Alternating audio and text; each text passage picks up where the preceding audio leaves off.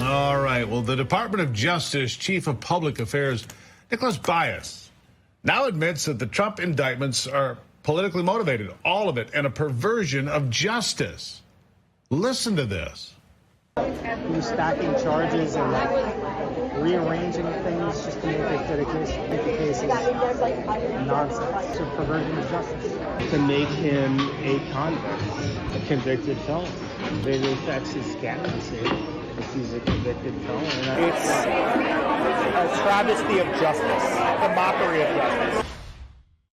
Yeah, joining me now to discuss this is Louder with Crowder CEO Gerald Morgan. Gerald, nice to see you today.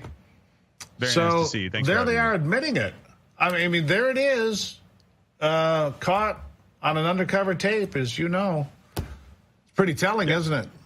It is, and it's something that you and I have probably talked about. President Trump has talked about. A lot of people have been saying that this is a witch hunt, that these charges would not be brought against anyone else because they've never been brought against anyone else.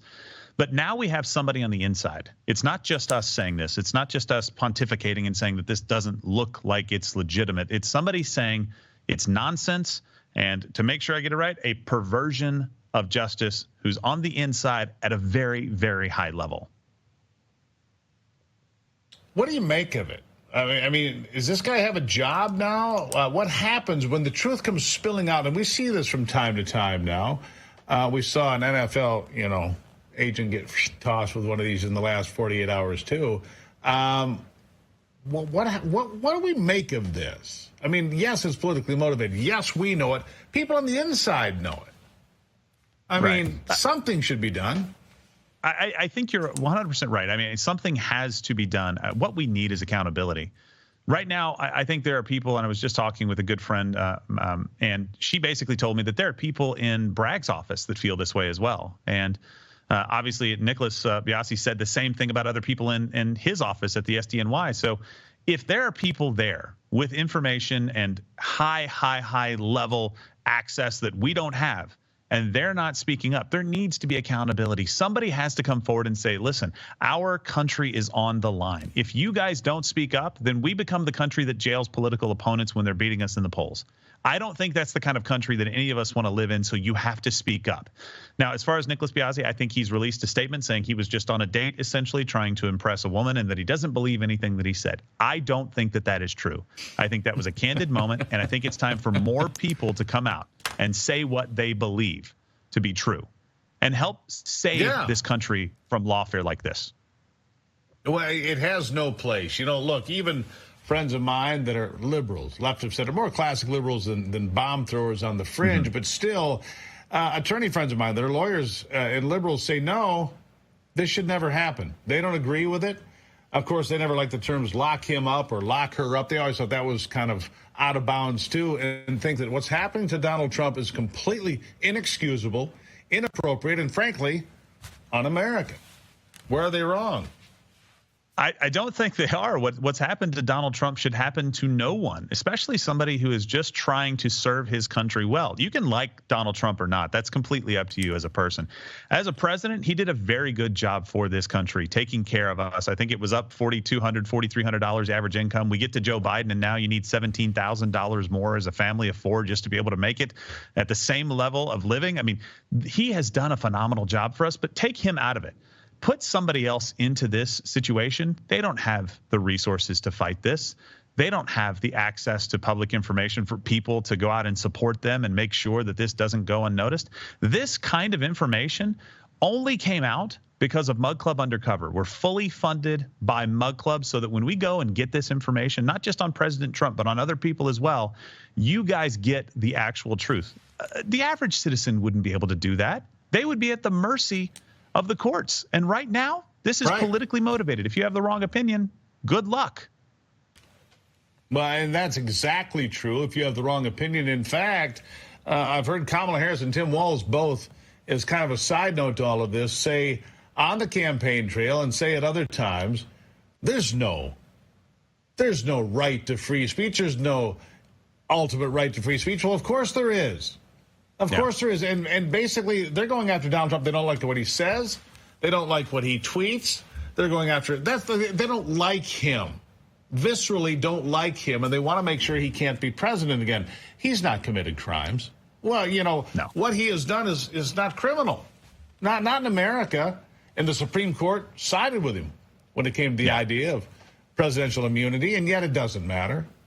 Alvin Bragg is doing it because Alvin Bragg said he would do it, and here we are, right? Exactly. And Alvin Bragg is somebody who's trying to get elected to office, right? So he's not happy being the DA. That's one of the things that was implied here, that he has ambitions that would go beyond the DA's office by somebody who's known him for over 10 years, Nicholas Biase. And he's doing something politically because it's expedient, because he doesn't like this person, because they want to be the people that locked up Donald Trump, that kept him from being president. Make no mistake about it. Right now we have a situation going on, and I don't even know if we've broken this before, but Facebook is actually preventing this specific video from being uploaded immediately. I can upload any other video that we've done.